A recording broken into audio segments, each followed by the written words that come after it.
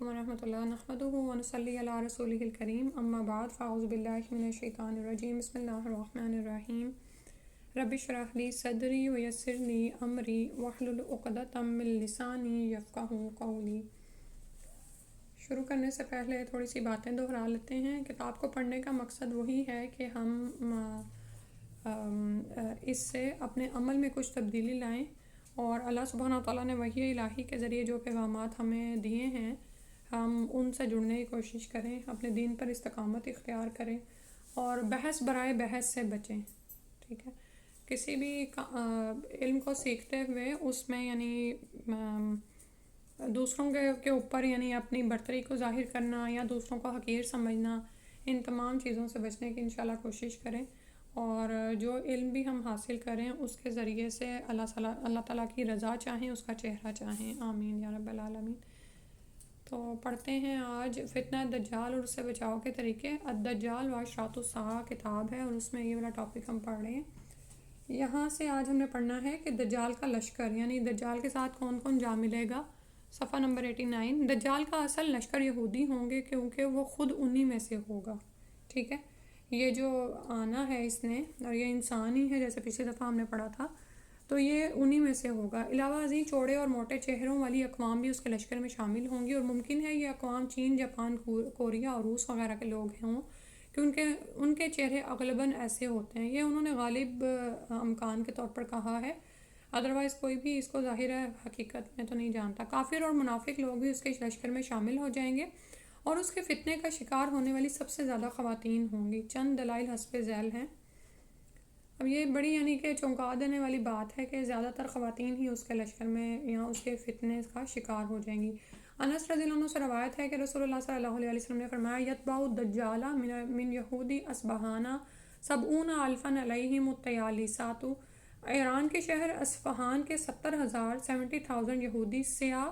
یا سبز چادریں اوڑھے ہوئے دجال کا ساتھ دیں گے۔ اچھا، اس میں بریکٹ میں سبز آ رہا ہے کیونکہ بعض اوقات گہرا سبز جو رنگ ہوتا ہے نا وہ بھی سیاہی مائل ہو جاتا ہے۔ ابو بکر صدیق رضی اللہ عنہ سے روایت ہے کہ رسول اللہ صلی اللہ علیہ وسلم نے فرمایا، الدجال یخرج من ارض بالمشرق یقال لها خراسان یتبعہ اقوام کأن وجوہہم المجان المطرقۃ۔ دجال مشرقی سرزمین سے ظاہر ہوگا جسے خراسان کہا جاتا ہے، بہت سی قومیں اس کے ساتھ ہوں گی جن کے چہرے چمڑے کی ڈھالوں کی طرح موٹے اور چوڑے ہوں گے۔ چمڑے کی ڈھال آپ نے کبھی دیکھی؟ ڈھال وہ ہوتی ہے جو جنگ میں بچاؤ کے لیے استعمال کی جاتی ہے، تو اس کی طرح کے چہرے چپٹے اور موٹے۔ میرے دونوں ہیڈ فون باہر تھے اس لیے آپ سمجھ آ گئے، ٹھیک ہے، کنٹینیو پلیز۔ اس کے بعد تیسرا ہے، انس رضی اللہ عنہ سے روایت ہے، نبی صلی اللہ علیہ وسلم نے فرمایا، لیس من بلد الا سیطؤہ الدجال الا مکہ والمدینہ، اور اینڈ یہاں پر ہو رہا ہے وَيُخْرِجُ اللَّهُ كُلَّ كَافِرٍ وَالْمُنَافِقٍ، مکہ اور مدینہ کے سوا ہر شہر کو دجال رون ڈالے گا، مطلب یہ کہ ہر جگہ پر اس کے قدم پہنچیں گے۔ ان شہروں کے مکہ اور مدینہ کی ہر گھاٹی پر صف بستہ فرشتے کھڑے ہوں گے جو ان کی حفاظت کریں گے، ان شہروں کی حفاظت کریں گے۔ پھر مدینہ کی زمین 3 مرتبہ کانپے گی جس سے ہر ایک کافر اور منافق کو اللہ تعالیٰ اس سے باہر نکال دیں گے۔ ٹھیک ہے، بعض اوقات کسی کے ذہن میں یہ خیال پیدا ہوتا ہے نا کہ دجال مکہ اور مدینہ میں داخل نہیں ہو سکتا، تو آپ دیکھیں فی زمانہ جب کوئی فتنہ کہیں پر آتا ہے نا، جیسے پچھلے دنوں میں جو جنگیں ہو رہی تھیں، ایون جو آپ کے بیک ہوم میں جنگ ہوئی پاک انڈیا وار میں بھی، اس میں بھی لوگوں نے جلدی جلدی ویزے کٹائے، ٹکٹیں بنوائیں اور نکلنے کی کوشش کر رہے تھے۔ ٹھیک ہے، تو اور اسی طرح بعض اوقات جتنے فتنے ہوتے چلے جا رہے ہیں مختلف دنیا کے مقامات میں، تو ہم یہ سوچتے ہیں کہ شاید کسی خاص ملک میں یا شہر میں کوئی پناہ کی جگہ ہے۔ پناہ کی جگہ جو ہے نا وہ آپ کے ایمان کے ساتھ ہے، اور ایمان آپ کا دل کے اندر ہے، تقوی ایمان یہ دل کے اندر ہے۔ تو اس لیے آپ اگر کوئی مکہ اور مدینہ میں کوئی منافق جا بھی چھپے اور وہ یہ سوچے کہ مجھے دجال سے کوئی خطرہ نہیں کیونکہ میں مدینہ کے اندر آ گیا ہوں، لیکن دل میں اس کے منافقت ہے، تو اس چیز کا فائدہ نہیں اس کو ہوگا، کیونکہ مدینہ کی زمین 3 مرتبہ کانپے گی جس سے ہر ایک کافر اور منافق کو اللہ تعالیٰ اس سے باہر نکال دیں گے۔ ٹھیک ہے، تو بنیادی طور پر اس سے بات یہ سمجھ آ رہی ہے کہ ہر شخص اپنے ایمان کے مطابق ہی اس کا سامنا کرے گا۔ پھر اس کے بعد ہے ابن عمر رضی اللہ عنہ سے روایت ہے، رسول اللہ صلی اللہ علیہ وسلم نے فرمایا، ینزل الدجال فی هذه صبغۃ بمر قناۃ فیکون اکثر من یخرج الیہ النساء۔ دجال مرہ کناہ کی دلدلی زمین پر پڑاؤ ڈالے گا تو اس کی طرف نکلنے والی سب سے زیادہ عورتیں ہوں گی،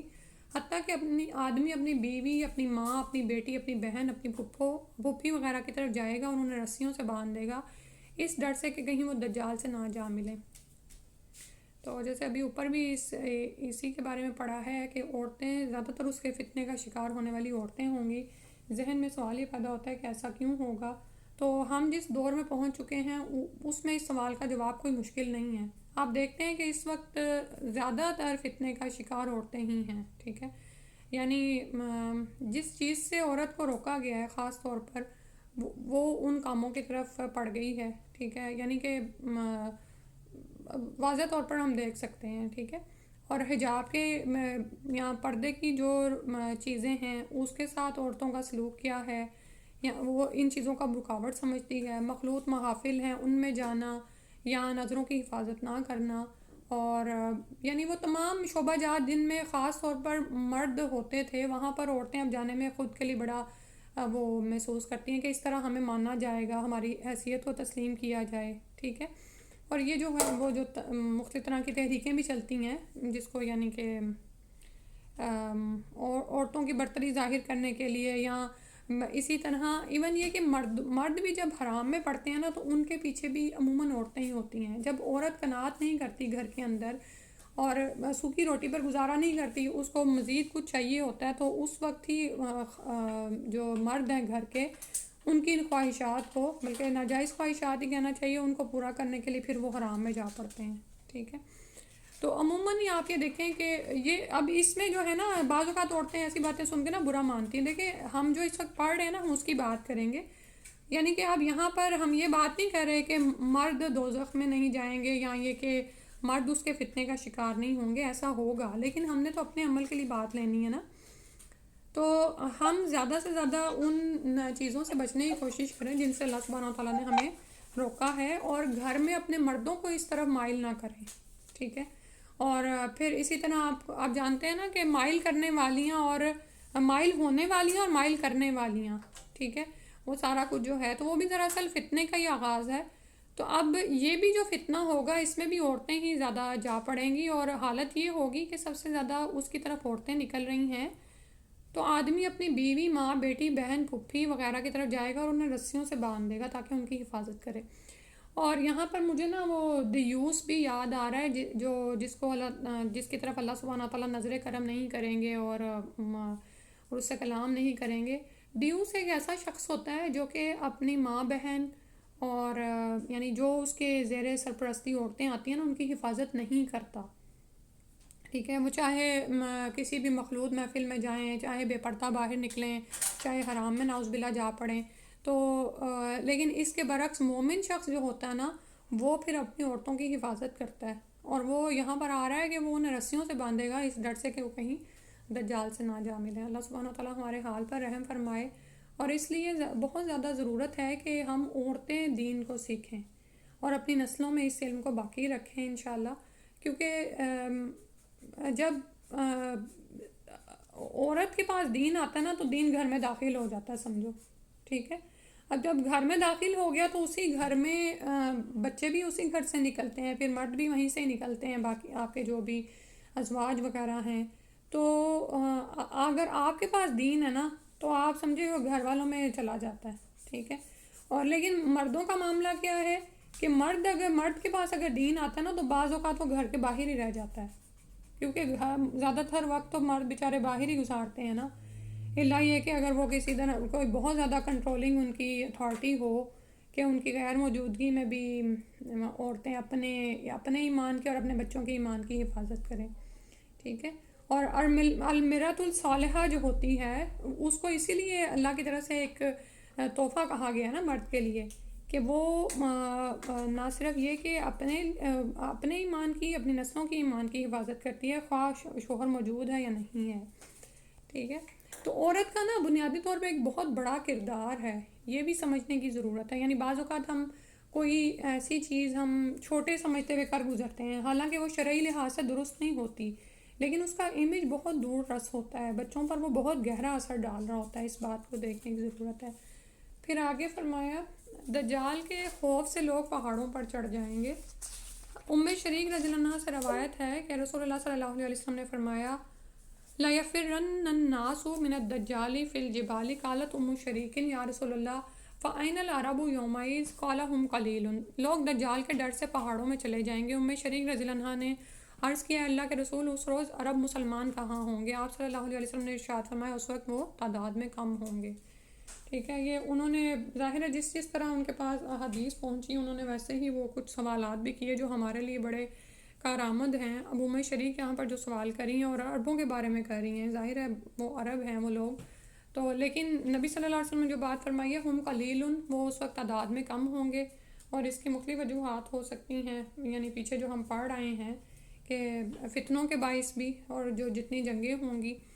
دجال پہلے نبوت کا دعویٰ کرے گا۔ ابو امامہ رضی اللہ عنہ سے روایت ہے کہ رسول اللہ صلی اللہ علیہ وسلم نے ہمیں دوران خطبہ ارشاد فرمایا دجال عراق اور شام کے درمیانی ریگستانی علاقے سے خروج کرے گا اور دائیں اور بائیں تمام اشیاء کو فاسد کر دے گا، یعنی خوب فساد پھیلائے گا۔ لہٰذا اے اللہ کے بندو ثابت قدم رہنا، فَإِنَّهُ يَبْدَأُ فَيَقُولُ أَنَا نَبِيٌّ وَلَا نَبِيَّ بَعْدِي، وہ شروع میں نبوت کا دعویٰ کرے گا اور میرے بعد کوئی نبی نہیں آئے گا۔ ٹھیک ہے، تو پہلے تو دعویٰ یعنی ہمیں پہلے تو اس بات پر اپنا یقین بڑھانے کی ضرورت ہے نا کہ رسول اللہ صلی اللہ علیہ وسلم خاتم الانبیاء ہیں۔ ٹھیک ہے، یعنی انبیاء کا نبوت کا جو ہے وہ یہ مہر ہو گئی ان پر، تو ان کے بعد کوئی نبی کوئی رسول نہیں آئے گا۔ تو آپ یہ دیکھیں کہ ابھی تک بھی کتنے بھی دجال آ چکے ہیں، جیسے یہاں پر آگے انہوں نے بتایا ہے کہ یہاں واضح رہے کہ دجال اکبر سے پہلے چند چھوٹے دجال بھی آئیں گے اور وہ تمام بھی نبوت کا جھوٹا دعویٰ کریں گے۔ ٹھیک ہے، تو اللہ سبحانہ تعالیٰ اس سے محفوظ فرمائے، اور یہ چیز ہم اس وقت پورے ہوتے دیکھ رہے ہیں کہ باقاعدہ گروہ کے گروہ ہیں جو بن رہے ہیں، اور وہ دجال وہ یعنی جھوٹا نبی ہونے کا دعویٰ کرتا ہے ایک شخص، اور اس کے پیچھے کتنی ہی قوم ہے جو لگ جاتی ہے۔ فرمان نبی صلی اللہ علیہ وسلم ہے لا تقوم الساعة حتى تقتتل فئتان عظیمتان تکون بینہما مقتلۃ عظیمۃ دعوتہما واحدۃ وحتى یبعث دجالون کذابون قریبا من 30 کلہم یزعم انہ رسول اللہ۔ قیامت اس وقت تک قائم نہ ہوگی جب تک دو عظیم جماعتیں جنگ نہ کریں گی، ان دونوں جماعتوں کے درمیان بڑی خون ریزی ہوگی، حالانکہ دونوں کا دعویٰ ایک ہی ہوگا۔ یہ نشانی پیچھے آپ پڑھ رہے ہیں نا، یہاں پر آگے جو بتا رہے ہیں وہ یہ کہ یہاں تک بہت سے جھوٹے دجال بھیجے جائیں گے، تقریباً 30 دجال، ان میں سے ہر ایک دعویٰ کرے گا کہ وہ اللہ کا رسول ہے۔ اور آپ یہ دیکھیں کہ نبوت کا دعویٰ کرنے والے تو رسول صلی اللہ علیہ وسلم کے زمانے میں ہی موجود تھے، دو تو آپ ہی کے زمانے میں تھے، اور آپ کو خواب میں وہ دو سونے کے کنگن دکھائے گئے نا جن کو آپ نے ہاتھ سے دور ہٹایا آپ نے، تو وہ دراصل انہی دجالون کذابون کی طرف اشارہ تھا۔ اور اس کے بعد بھی ہم دیکھتے ہیں کہ مختلف لوگ گزرے جنہوں نے جھوٹی نبوت کا دعویٰ کیا۔ اللہ سبحانہ تعالیٰ ہمیں ان سے محفوظ فرمائے، آمین۔ تو جیسے اللہ سبحانہ تعالیٰ کی وحدانیت پر ایمان لانا ضروری ہے اور اس کا علم حاصل کرنا ضروری ہے نا، اسی طرح رسالت پر ایمان لانا اور رسالت کے بارے میں علم حاصل کرنا بہت ضروری ہے۔ ٹھیک ہے، ہم ایمان لا کے اس کے بعد علم نہیں حاصل کرتے، اس لیے ہمارے ایمان جو ہے نا بعض اوقات سٹیگننٹ ہو جاتے ہیں، اور جب کوئی چیز ایک جگہ پر جم جاتی ہے نا تو وہ وہاں پہ پھر ٹکی نہیں رہتی، وہ پھر نیچے کی طرف ڈاؤن فال اس کا شروع ہو جاتا ہے۔ تو ایمان لا کر علم حاصل کرنا اور پھر عمل کے ساتھ اس پر استقامت کے ساتھ جمے رہنا بہت ضروری ہے۔ ٹھیک ہے، تو لیکن ہم سمجھتے ہیں کہ ہم ایمان لے آئے، ہم مانتے ہیں کہ اللہ ایک ہے اور اللہ کے رسول صلی اللہ علیہ وسلم آخری نبی ہیں، لیکن یہ جو اسی طرح مختلف ارکان ہیں ایمان کے، اللہ پر، رسولوں پر، کتابوں پر، ملائکہ پر ایمان لانا، ان میں سے ہر ٹاپک اس قدر وسعت رکھتا ہے نا علم کی کہ اس کو حاصل کرنا بہت ضروری ہے۔ جیسے اللہ پر ایمان ایک بندہ لے آئے، لیکن وہ شخص جو اللہ پر ایمان لا کر اللہ کی معرفت حاصل کرتا ہے، اس کے اسماء و صفات کی معرفت حاصل کرتا ہے اور اللہ کے بارے میں جانتا ہے، خواہ اس کی تخلیقات کے ذریعے سے، خواہ اس کے کلام کے ذریعے سے، وہ اس شخص سے برابر نہیں ہو سکتا جو خالی کہہ دے اشہد ان لا الہ الا اللہ۔ اسی طرح وہ شخص جو اشہد ان محمد رسول اللہ کہتا ہے لیکن اس کی زندگی میں سنت پر کہیں عمل ہی نہیں ہے، اس کو پتہ نہیں ہے کہ رسول صلی اللہ علیہ وسلم کون ہیں، اور رسول اللہ صلی اللہ علیہ وسلم عام انسانوں کی طرح نہیں ہیں، وہ خاتم الانبیاء ہیں، آخری نبی ہیں، اور ان کے کیا ان کی کیا صفات ہیں، ان کے کیا خصائص ہیں. آپ جب جوں یہ پڑھتے ہیں نا تبھی تو ایمان میں اضافہ ہوتا ہے، ایک ریلیشن شپ بلڈ ہوتا ہے اپنے نبی کے ساتھ. آپ میں سے ہر کوئی جانتا ہے نا کہ قبر میں ہم دکھائے جائیں گے نبی صلی اللہ علیہ وسلم اور پوچھا جائے گا کہ کون ہیں یہ. تو ہم میں سے کسی نے ان کو دیکھا تو نہیں، لیکن ان کے ساتھ جو ہماری محبت ہے اس کی وجہ سے مومن پہچان جائے گا نا کہ یہ نبی ہیں میرے. ٹھیک ہے. اور وہ محبت کیسے پیدا ہو سکتی ہے؟ کسی کے ساتھ جس کے ساتھ بھی ہمیں محبت ہوتی ہے نا، ہم اس کے بارے میں جاننے کی کوشش کرتے ہیں، یہ کیسا تھا، یہ اپنی زندگی میں کیا عمل کرتا تھا. وہ آپ یہ دیکھیں کہ وہ کامل ترین انسان تھے. ٹھیک ہے. اور اللہ یہ کہ ان کی شان کے لائق کچھ چیزیں ایسی تھیں جو ان سے ہٹائی گئیں، جیسے سورہ عبسہ میں ایک دو ہم پڑھتے ہیں. تو ادروائز نبی صلی اللہ علیہ وسلم اپنے اخلاق کے اعتبار سے اور اپنی صفات کے اعتبار سے اور پھر اپنی ہر طرح کی جسمانی، ذہنی، جذباتی صلاحیتوں اور توانائیوں کے اعتبار سے کامل ترین انسان تھے. اور آپ جانتے ہیں کہ نبی صلی اللہ علیہ وسلم نے ان تمام کا مظاہرہ دنیا میں نہیں کیا. سبحان اللہ. یعنی جتنی طاقت ان کو دی گئی نا، ابھی اس سے بھی زیادہ وہ وہ یہاں پر وہ شو کر سکتے تھے اب. لیکن یعنی کہ آپ جتنا زیادہ نبی صلی اللہ علیہ وسلم کے بارے میں جانتے چلے جاتے ہیں آپ حیران ہوتے ہیں، ہے نا. تو جب تک ہم نبی کے بارے میں علم حاصل نہیں کریں گے تو وہی بات ہے کہ پھر اللہ رحم کرے، بہکنے کے چانسز پھر اس طرف زیادہ ہیں کہ کوئی بھی شخص اٹھ کے کہہ دے کہ میں آخری نبی ہوں، میں بھی نبی ہوں، تو وہ تو لوگوں کو فتنے میں ڈال دے. تو اس کے لیے ضروری ہے کہ اگر ہم چاہتے ہیں کہ ہم ان فتنوں سے بچیں، تو جیسے ہے نا کہ قرآن و سنت کا علم حاصل کریں، اسی طرح نبی صلی اللہ علیہ وسلم کے بارے میں زیادہ سے زیادہ جاننے کی کوشش کریں، آپ کی سیرت کا علم حاصل کریں. آپ کی احادیث تو روزانہ ہماری زندگی میں شامل رہنی چاہیے. اگر ہم 2 آیتیں سیکھتے ہیں روزانہ قرآن کی، تو ایک حدیث بھی سیکھیں انشاءاللہ. اچھا، دجال پہلے نبی ہونے کا دعویٰ کرے گا، پھر خدائی کا دعویٰ کرے گا. دجال نبوت کا دعویٰ کرنے کے بعد خدائی کا دعویٰ کرے گا، اور جو لوگ اس کے فتنے کا شکار ہو کر اسے رب تسلیم کر لیں گے وہ ان کے لیے آسمان سے بارشیں برسائے گا اور زمین سے فصلیں، کھیتیاں، پھل اور اناج اگائے گا تاکہ لوگ اس کی اطاعت اور فرما برداری میں مزید پختہ ہو جائیں. یعنی ابھی جیسے پیچھے ہم پڑھ رہے ہیں کہ چھوٹے فتنے یہی ہوں گے کہ لوگ دنیا کے مال پر ریجھ جائیں گے نا. دنیا دنیا دنیا ہی بس زندگی میں ہوگی، آخرت کا کچھ پتہ نہیں ہوگا کہ اس کے لیے بھی کوئی تیاری کرنی ہے. تو پھر جب زندگی میں حرص اور ہوس ہی صرف اسی چیز کی رہ جائے گی، تو جو اس کے فتنے کا شکار ہوگا وہ اسے دنیاوی نعمتیں عطا کرے گا، فصلیں، کھیتیاں، پھل، اناج، بارشیں، یعنی ہر طرح کا رزق انہی چیزوں سے اٹیچ ہے نا. آپ یہ دیکھیں تو لوگ تاکہ اس کی اطاعت اور فرما برداری میں مزید پختہ ہو جائیں اور دوسرے لوگ بھی اس پر ایمان لانے کے متعلق سوچنے پر مجبور ہو جائیں. ٹھیک ہے. یعنی وہ آتا ہے نا سورہ البقرہ میں کہ تم ضرور آزمائے جاؤ گے مالوں کی کمی سے، پھلوں کی کمی سے، جانوں کی کمی سے. تو آزمائش تو ہوگی. تو اب یہ جو اتنی بڑی آزمائش آئے گی تو اس میں یہی یعنی کہ رزق کی آزمائش آئے گی کہ جب لوگ دیکھیں گے کہ جو اس کو مانتے چلے جا رہے ہیں وہ تو دنیاوی مال اکٹھا کرتے چلے جا رہے ہیں، تو وہ بھی نعوذ باللہ سوچنے پر مجبور ہو جائیں گے. تاہم جو لوگ پختہ ایماندار ہوں گے ان کا دعویٰ یہ ہوگا کہ تم جھوٹے دجال ہو، ہم تمہیں نہیں بلکہ آسمان والے اللہ تعالیٰ کو اپنا رب مانتے ہیں. ٹھیک ہے. اللہ سبحانہ تعالیٰ ہمیں بھی استقامت عطا فرمائے اسی پر، اور اسی پر بھروسہ کرتے ہیں. اس یقین کے حامل افراد لا محالہ اس دور آزمائش میں بھی کامیاب رہیں گے اور دجال ان کا کچھ بھی نقصان نہیں کر پائے گا. ٹھیک ہے. تو اسی پوائنٹ پہ آپ یہ دیکھیں کہ ہمیں مدد کہاں سے مل رہی ہے دجال کے فتنے سے بچنے کے لیے، کہ ہم اپنے ایمان کا جائزہ لیں کہ زندگی میں جب کوئی چھوٹی بڑی آزمائش آتی ہے تو ہمارا کیا حال ہوتا ہے. اب یہاں پر 3 طرح کے لوگ سامنے آ گئے نا. پہلے تو وہ ہیں جو کہ اس کی باتوں میں لگ جائیں گے، یعنی پکے ہو گئے کافر. دوسرے وہ ہیں جو ذرا سوچنے پر مجبور ہیں، ڈاماڈول ہو گئے، منافقت کی طرف جا رہے ہیں تھوڑا تھوڑا. اور تیسرے لوگ جو ان سے ہیں پختہ ایمان والے ہیں، جو اس کو کہہ دیں گے کہ ہم اللہ پر ایمان لاتے ہیں اور تم تو جھوٹے دجال ہو. ابو امامہ باہلی رضی اللہ عنہ سے روایت ہے. اچھا، اوپر یہ دیکھیں کہ یہ جو باتیں نا حالانکہ ایک لائن ہے لیکن اس پر غور و فکر کرنے کی ضرورت ہے. آسمان والے اللہ تعالیٰ کو اپنا رب مانتے ہیں اور اسی پر بھروسہ کرتے ہیں. یہ جو بھروسہ کرنا ہوتا ہے نا، توکل جس کو آپ کہتے ہیں، یہ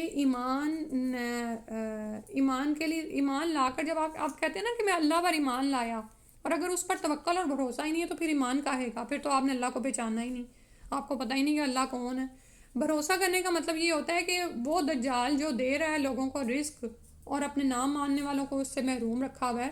تو اس وقت آپ کا ایمان چیک ہو رہا ہے کہ کیا آپ اللہ پر بھروسہ کرتے ہیں کہ جب میں اللہ پر ایمان لے آؤں گی تو اللہ مجھے بھوکا نہیں چھوڑے گا اس دنیا میں، ٹھیک ہے، اور آخرت میں بھی نہیں انشاءاللہ۔ تو یہ دراصل ہم نے اپنے توکل اور اپنے بھروسے کو بھی چیک کرنا ہوتا ہے کہ ہمارا اللہ پر بھروسہ کیسا ہے۔ آج دیکھیں گے ڈالرز کے لالچ میں بہت سے لوگ بہک جاتے ہیں، چھوٹے موٹے جھوٹ تو عام طور پہ ہی زبان پر آ جاتے ہیں کہ کسی کے ڈر سے، کسی کے خوف سے۔ اللہ کا ڈر اس طرح اوپر نہیں رہتا جس نے منع کیا ہے جھوٹ بولنے سے۔ اسی طرح امانت میں خیانت کر دینا، کسی جگہ پر جو ہے زیادہ مال مل رہا تو اس وقت کی نماز ہی قضا کر دینا، نماز ہی چھوڑ دینا۔ تو یہ تمام چیزیں جو ہیں دنیا میں ہی ہم دیکھتے ہیں کہ ہمارا رب پر بھروسہ کتنا ہے۔ کیا وہ رب جو ہمیں نماز پڑھنے کا حکم دیتا ہے کیا وہ ہمیں بھوکا ہی چھوڑ دے گا اگر ہم اس کے یعنی اس خاص وقت میں ہم نماز پڑھ رہے ہوں گے؟ لیکن یہ سب کچھ ہوتا ہے ہماری زندگی میں، ٹیسٹ آتے ہیں۔ اور بعض اوقات ہم خواتین کی جیسے بات ہو رہی ہے، خواتین یعنی ہم لوگوں کے مابین نا، میں نے ایک دفعہ کہیں پڑھا تھا کہ رب اور عورت کے یعنی کے درمیان مرد دروازہ بن جاتے ہیں، اور عورت بعض عورتیں ساری عمر اس دروازے کو کھول ہی نہیں پاتی۔ وہ ہر وقت بجائے یہ کہ ہر مصیبت بلا کے وقت اللہ کی طرف، ہو سکتا ہے یہ باتیں آپ کو سمجھ نہ آ رہی ہوں، لیکن یہ بیک ہوم میں کچھ ایسی خواتین ہوتی ہیں یا بہت بیچاری ایک سپریس کی ہوئی خاتون ہے نا، جو بیچاری یعنی کہ ایک طرح کی ذہنی طور پر غلام بنائی گئی ہے، ٹھیک ہے، وہ اپنی سوچ سے سوچتی بھی نہیں ہے بیچاری۔ اس کے سامنے تو اس کو تو صرف خامن نظر آتا ہے یا باپ نظر آتا ہے کہ مجھے اسی سے مل رہا ہے، ٹھیک ہے، یہ اللہ تعالیٰ نے اسباب پیدا کیے ہیں، وسائل یہی ہیں، یہی حلال راستے ہیں جن کی طرف سے آ رہا ہے، لیکن اس کے بعد آپ یہ دیکھیں کہ اصل تعلق انسان کا اللہ کے ساتھ قائم ہونا چاہیے، ٹھیک ہے۔ تو ہم دیکھیں کہ ہمارا اپنے رب پر کتنا بھروسہ ہے کہ کیا میں ہر وقت خامن سے یا باپ سے ہی ڈرتی رہتی ہوں یا اپنے امیجیٹ باس سے کہ پتہ نہیں یہ مجھے کیا کر دے گا، تو اب میں جب تک یہ موجود ہے میں نے اپنی فرض نماز بھی ادا نہیں کرنی، میں نے کوئی اللہ کا نام بھی نہیں لینا، ٹھیک ہے۔ تو ہر کوئی اپنے آپ کو چیک کر سکتا ہے۔ ابو امامہ باہلی رضی اللہ عنہ سے روایت ہے، رسول اللہ صلی اللہ علیہ وسلم نے فرمایا فَإِنَّهُ يَبْدَأُ فَيَقُولُ أَنَا نَبِيٌّ وَلَا نَبِيَّ بَعْدِي ثُمَّ یثنی حتیٰ یقول انا ربکم، ابتدا میں دجال کہے گا کہ میں نبی ہوں اور یاد رکھو کہ میرے بعد کوئی نبی نہیں، پھر وہ زمین میں پھرتا ہوا یہاں تک کہہ دے گا کہ میں تمہارا رب ہوں، اور یقیناً تم فوت ہونے سے پہلے اپنے رب کو نہیں دیکھ سکو گے، ٹھیک ہے۔ کچھ چیزیں ہمیں ایسی بتائی گئی ہیں جن پر فوکس کرنے کی ضرورت ہے۔ پیچھے فرمایا تھا نا کہ یاد رکھو کہ تمہارا رب کانا نہیں اور وہ کانا ہوگا، اور یہاں پر کہا جا رہا ہے کہ تم اپنے رب کو تو دنیا میں دیکھا ہی نہیں جا سکتا، ٹھیک ہے، تو یقیناً فوت ہونا، کیونکہ ہمیں وہ صلاحیتیں ہی نہیں دی گئیں کہ ہم رب کا دیدار کر سکیں، اور یہ ہمیں موسیٰ علیہ السلام کے قصے میں بھی نظر آتا ہے نا، جب وہ کوہ طور پر گئے تھے، اس کی دونوں آنکھوں کے درمیان کافر لکھا ہوگا جسے ہر مومن پڑھ سکے گا، تم میں سے جو بھی اسے ملے وہ اس کے چہرے پر تھوک دے اور سورہ کہف کی ابتدائی آیات کی تلاوت کرے۔ اللہ سبحانہ تعالیٰ اگر کسی کو یعنی یہ آزمائش میں کوئی پڑھے تو اللہ تعالیٰ اس کو طاقت اور توفیق بھی دیں کہ وہ یہ کر گزرے، آمین۔ اور سورہ کہف کی ابتدائی آیات ضرور یاد کر لیں اگر نہیں یاد کی، یا پھر ہر جمعے کے جمعے جن کی روٹین میں نہیں ہے اس کو پڑھنا شروع کر دیں، تو انشاءاللہ پہلی 10 آیات تو یاد ہو جائیں گی، اور اگر تو اس پر دوام اختیار کریں نا تو پوری صورت ہی الحمدللہ یاد ہونا شروع ہو جاتی ہے۔ ابو قلابہ رضی اللہ عنہ سے روایت ہے، رسول اللہ صلی اللہ علیہ وسلم کے ایک صحابی نے ہمیں حدیث بیان کی کہ رسول صلی اللہ علیہ وسلم نے فرمایا وَإِنَّ رَأْسَهُ مِن وَرَائِهِ حُبْكٌ وَإِنَّهُ سَيَقُولُ أَنَا رَبُّكُم، اس دجال کا سر پچھلی جانب سے کچھ گنجا ہوگا، عنقریب وہ کہے گا کہ میں تمہارا رب ہوں، تو جس نے یہ کہا تو جھوٹا ہے، تو ہمارا رب نہیں بلکہ ہمارا رب اللہ ہے، ہم نے اسی پر بھروسہ کیا اور اسی کی طرف رجوع کیا، اور ہم تجھ سے اللہ کی پناہ مانگتے ہیں، تو اس پر اس کا کوئی زور نہیں چلے گا، یعنی دجال ایسا کہنے والے کو کوئی نقصان نہیں پہنچا سکے گا۔ اچھا، اوپر جو گزرا نا سورہ کاف کی ابتدائی آیات کی تلاوت کرے، آپ یہ دیکھیں کہ اسی میں پیچھے ہم پڑھ رہے ہیں نا کہ مومن یعنی فتنوں کے درمیان ایسے گھرا ہوا ہوگا کہ پھر اس کے لیے سرمایہ حیات کیا رہ جائے گا کہ وہ پہاڑوں کی طرف چلا جائے اور وہاں پر رہے۔ تو آپ نے کبھی سورہ کاف کا وہ اصحاب کاف کا واقعہ پڑھا، اور یعنی کہ حیرت ہوتی ہے کہ وہ کس طرح، وہ ایلیٹ کلاس لوگ تھے، ہر یعنی ایک ہی خاندان کے وہ سارے نوجوان لڑکے نہیں تھے، اور پھر سب سے بڑی بات یہ کہ وہ ہماری طرح کوئی بوڑھے نہیں تھے، یعنی کہ ینگ نوجوان لوگ تھے، اور پھر یہ کہ مختلف ایلیٹ کلاس سے آئے ہوئے تھے، تو انہوں نے اپنے زمانے کی آسائشوں کو چھوڑا ہوا ہے، ٹھیک ہے، یہ جو وہ واقعہ بھی ہمیں دہرایا جاتا ہے نا بار بار، ہر جمعے کے دن ہمیں کہا جاتا ہے سورہ کہف پڑھیں، تو اس کے پیچھے بھی ریزن کیا ہے، اس واقعے میں غور کیا کریں کہ ان لڑکوں نے کیا کیا تھا۔ ایک تو وہ نوجوان تھے، نوجوانی میں یہ جو آسائشیں ہوتی ہیں نا زیادہ محبوب ہوتی ہیں، کہ آپ کی بڑی ایک مجلسیں لگتی ہیں، آپ کے فرینڈز ہیں، آپ کے پاس مال و دولت ہے، لیکن آپ وہیں پر ہی آپ اٹھ کھڑے ہوئے اور آپ کہہ رہے ہیں کہ ہم اب تمہارے ساتھ نہیں رہ سکتے کیونکہ تم لوگ تو وحدانیت پہ ہی نہیں ہو، ٹھیک ہے، اور پھر وہ فیصلہ کرتے ہیں کہ ہم کسی جگہ پر چلے جائیں، اور ان کو یہ نہیں معلوم تھا کہ وہ وہاں پر 300 سال یا اس سے زیادہ سال کے لیے سلا دیے جائیں گے، ٹھیک ہے، انہیں تو یہی تھا نا کہ ہم آج سو کر اٹھے ہیں، ذرا دیکھتے ہیں حالات کیا ہوتے ہیں، صبح کوئی اٹھے گا اس کو کھانے کے لیے بھیجیں گے، کچھ یہیں پر کھا لیا کریں گے، کچھ کریں گے، اس طرح کے کچھ ان کے ذہنوں میں پلان ہونے ہیں، لیکن سبحان اللہ تعالیٰ نے ان کی کیسے مدد فرمائی اور کس طرح سے ان کے واقعے کو سورہ کاف میں ہمارے لیے محفوظ فرما دیا، ٹھیک ہے، تو یہاں پر اب یہ جو آ رہا ہے نا کہ جب وہ کہے گا نا کہ ہمارا رب اللہ ہے، ہم نے اسی پر بھروسہ کیا اور اسی کی طرف رجوع کیا اور ہم تجھ سے اللہ کی پناہ مانگتے ہیں، تو اس پر اس کا کوئی زور نہیں چلے گا۔ تو جیسے اصحاب کہف کی حفاظت اللہ تعالیٰ نے فرمائی تھی، ویسے ہی اللہ تعالیٰ حفاظت فرمائیں گے، لیکن پہلے انسان کا معاملہ دیکھا جائے گا کہ وہ کیا کرتا ہے۔ پہل تو ہمارا، کیونکہ اختیار ہمیں دیا گیا ہے نا، پہل ہماری ہی طرف سے ہے کہ ہم جب استقامت اختیار کرتے ہیں تو اللہ کی مدد ضرور آتی ہے۔ نواز بن سلمان رضی اللہ عنہ کی روایت ہے کہ رسول اللہ صلی اللہ علیہ وسلم نے دجال کا ذکر کرتے ہوئے فرمایا فَيَأْتِي عَلَى الْقَوْمِ فَيَدْعُوهُمْ فَيُؤْمِنُونَ بِهِ وَيَسْتَجِيبُونَ لَهُ فَيَأْمُرُ السَّمَاءَ فَتُمْطِرُ وَالْأَرْضَ فَتُنْبِتُ۔ دجال ایک ایسی قوم کے پاس آئے گا اور انہیں دعوت دے گا کہ وہ اس کی ربوبیت پر ایمان لائیں، یعنی اس کے رب ہونے پر ایمان لے آئیں۔ ربوبیت پر ایمان لانے کا مطلب یہ بریکٹ میں انہوں نے لکھا ہوا ہے کہ رب ہوتا ہے جو خالق ہے، مالک ہے اور مدبر ہے، ٹھیک ہے، یعنی رب وہ جس نے پیدا کیا، وہ ہمارا مالک ہے، ہمیں اون کرتا ہے، ہم اس کے حکموں کو مانتے ہیں اور ہمارے لیے تمام تر معاملات کی تدبیر کرتا ہے۔ تو یہ تمام چیزیں جو ہیں نا وہ دجال کہے گا کہ یہ میں کرتا ہوں، میرے سارے اختیارات ہیں، ٹھیک ہے۔ اب یہ دیکھیں کہ اس میں اور مشرکین مکہ جو کرتے تھے نا اس میں ہمیں فرق نظر آ رہا ہے، وہ شرک کرتے تھے اللہ کے ساتھ، اختیارات میں شریک ٹھہراتے تھے، لیکن جب ان سے پوچھا جاتا تھا نا کہ تمہیں کس نے پیدا کیا ہے تو وہ اللہ کا ہی کہتے تھے، اور زمین سے رزق تمہیں کون دیتا ہے تو وہ کیا کہتے تھے، اللہ ہی کا کہتے تھے، ٹھیک ہے۔ تو لیکن کچھ اختیارات میں وہ اپنے باطل معبودان کو اللہ کے شریک کرتے تھے، لیکن یہ جو فتنہ نا اتنا بڑا ہے کہ یہ کیونکہ اس کو اللہ سبحانہ وتعالیٰ اتنی طاقت دیں گے کہ اب آگے آ رہا ہے کہ جب وہ اس کی ربوبیت پر ایمان لے آئیں گے، لوگ اس کے مطیع ہو جائیں گے، تو دجال آسمان کو حکم دے گا تو وہ بارش برسائے گا، اور زمین کو حکم دے گا تو وہ نباتات اگائے گی۔ اللہ اکبر، اللہ سبحانہ وتعالیٰ اس بڑے فتنے سے ہمیں بچا کر رکھے۔ پھر اس کے بعد ہے دجال مکہ اور مدینہ میں داخل نہیں ہو سکے گا۔ عائشہ رضی اللہ عنہا سے روایت ہے کہ رسول اللہ صلی اللہ علیہ وسلم نے فرمایا لا يدخل الدجال مکہ ولا مدینہ ولا المدینہ، دجال مکہ اور مدینہ میں داخل نہیں ہو سکے گا۔ اور اس میں ابو بکر رضی اللہ عنہ کی روایت آ رہی ہے، نبی صلی اللہ علیہ وسلم نے فرمایا لا يدخل المدینہ روب المسیح الدجال ولہا یومئذ سبعۃ ابواب علی کل باب ملکانی، دجال کا روب مدینہ والوں پر نہیں پڑے گا، اس دن مدینہ کے 7 دروازے ہوں گے اور ہر دروازے پر 2 فرشتے پہرا دیتے ہوں گے، ٹھیک ہے۔ یہ ہم اس کے بارے میں ہم پیچھے پڑھ رہے ہیں، لیکن یہاں پر جو بات ہمیں سمجھ آ رہی ہے کہ مدینہ اور مکہ کی خاص حفاظت کی جا رہی ہے، مدینہ کے 7 دروازے ہیں اور ہر دروازے پر 2 فرشتے پہرا دیتے ہوں گے۔ فاطمہ بن قیس رضی اللہ عنہ سے مروی طویل حدیث میں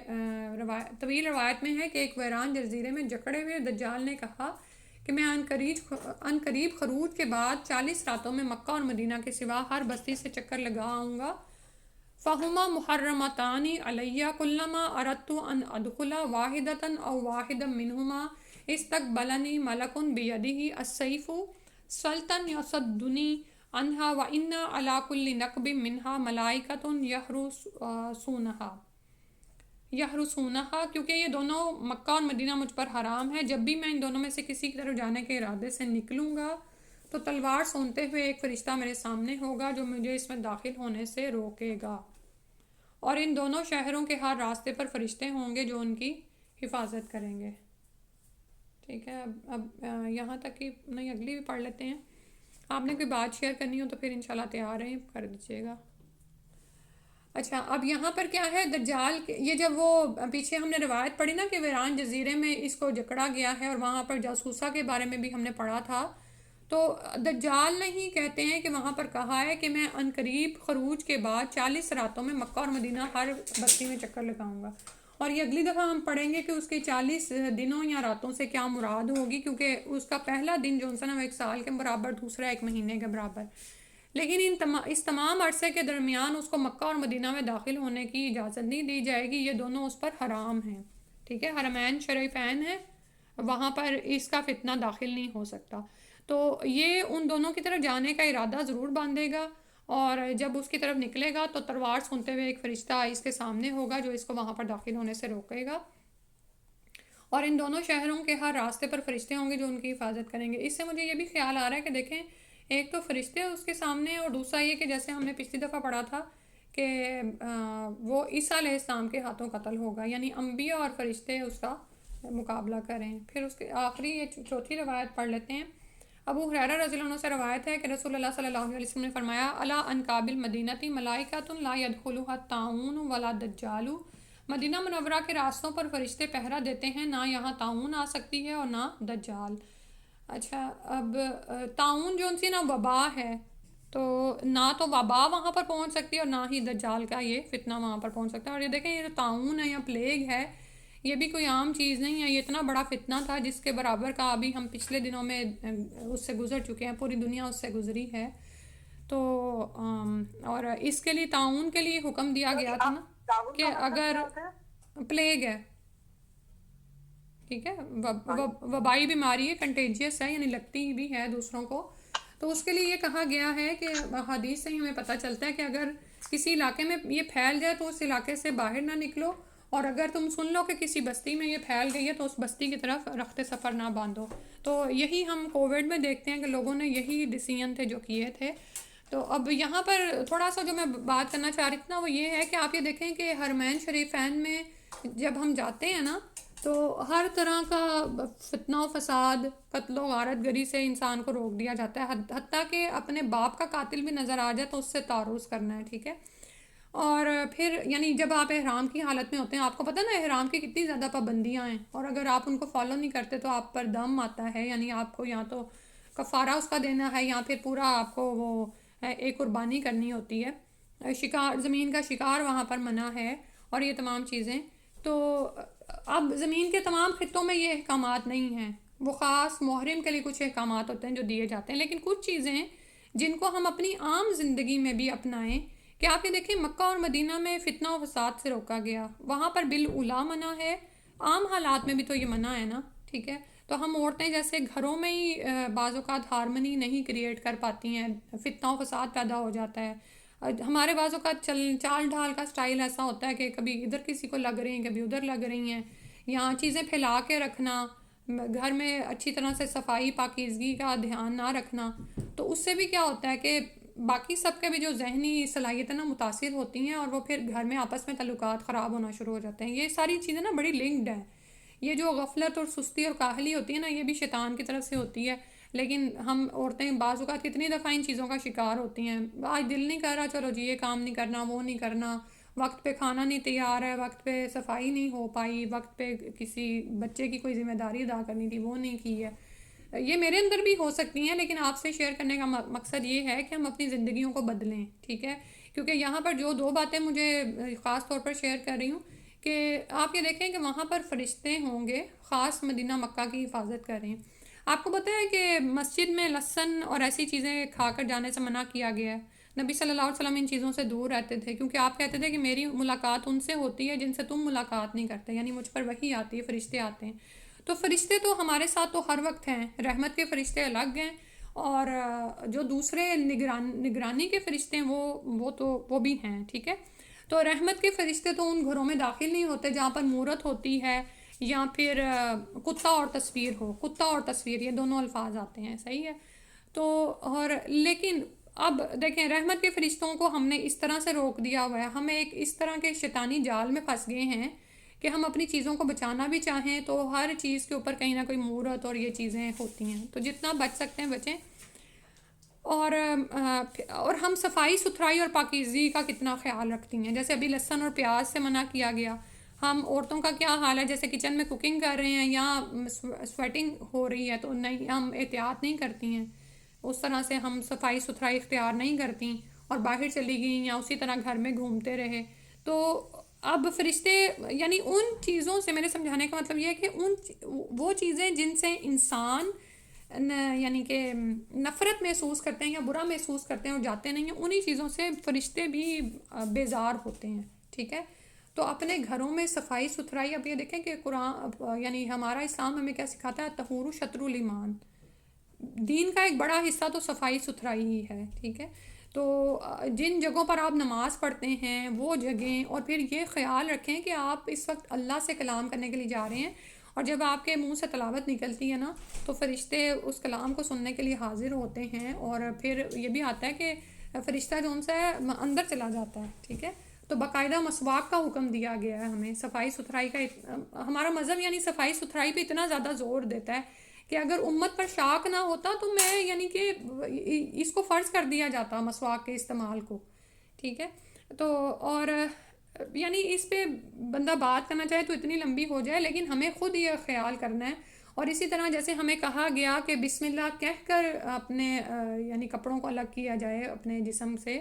لیکن اس میں بھی آپ دیکھیں کہ اب کتنی زیادہ بے احتیاطی ہوتی ہے. تو پھر ہم خود ہی دعوت دیتے ہیں نا، یعنی ان شیاطین اور جنوں کے اور آپ کے یعنی آپ کے درمیان پردہ کیا ہے، بسم اللہ کہہ دینا. آپ گھروں میں داخل ہوں بسم اللہ پڑھ کے داخل ہوں، اگر آپ بسم اللہ پڑھ کے نہیں داخل ہوتے تو شیاطین کو ٹھکانہ مل جاتا ہے. آپ بسم اللہ پڑھے بغیر کھانا شروع کرتے ہیں تو شیاطین کو کھانا بھی مل جاتا ہے. ٹھیک ہے، تو یعنی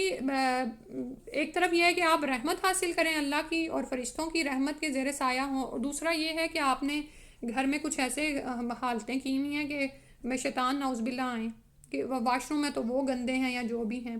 دوسری بات جو یہاں پر کی جا رہی ہے تعاون کی، آپ یہ دیکھیں کہ کووڈ کے دنوں میں ہم کتنے زیادہ کانشیس ہو گئے تھے. ٹھیک ہے، حالانکہ یہ سب کچھ ہمارے دین کا حصہ ہے. رات سونے سے پہلے برتنوں کو ڈھک کر سوئیں، کوئی برتن ننگا نہ چھوڑیں، حتیٰ کہ اگر کوئی سیدھی رکھنے والی پلیٹ نہیں ہے تو آڑی کسی ڈنڈے سے ہی اس کو جو سا کور کر دیں. ٹھیک ہے، اور صفائی ستھرائی کا خیال، یعنی برتن دھلے ہوئے ہوں یا چیزیں اندر ہوں. اور اس کے علاوہ بسم اللہ پڑھ کر دروازوں کو بند کیا جائے، بسم اللہ پڑھ کر برتنوں کو کور کیا جائے. اور یہ سارا سال میں ایک وبا ہوتی ہے جو پھیلتی ہے اور کھلے برتنوں کے اندر داخل ہو جاتی ہے. ٹھیک ہے، اور پھر ہم کسی دن ایسا آتا ہے کہ ہم صبح اٹھتے ہیں ایک بچہ بیمار ہوتا ہے تو سارے ہی بچے بیمار ہو رہے ہوتے ہیں. تو یہ سب کچھ تو ہمیں اپنی زندگی میں بہت زیادہ اپنے معاملات سنت کے مطابق لانے کی ضرورت ہے کہ ہم صبح و شام کے دعائیں اذکار کرنا نہ چھوڑیں، اور اس کے ساتھ ساتھ یہ جو حفاظت کے اذکار ہیں ان کو نہ چھوڑیں انشاءاللہ. ٹھیک ہے، تو یہ جب یہ چیزیں آپ یہ دیکھیں کہ ہمارے پیٹرن میں آ جائیں گی نا انشاءاللہ، تو اللہ نہ کرے کہ اللہ تعالیٰ اس بڑے فتنے تک پہنچائیں، لیکن انشاءاللہ ایمان اس حد تک پہنچ جائے کہ اس سے بھی ہم بچ جائیں. آمین یا رب العالمین. سبحانک اللہم و بحمدک اشہد ان لا الہ الا انت استغفرک و اتوب الیک. السلام علیکم و رحمۃ اللہ.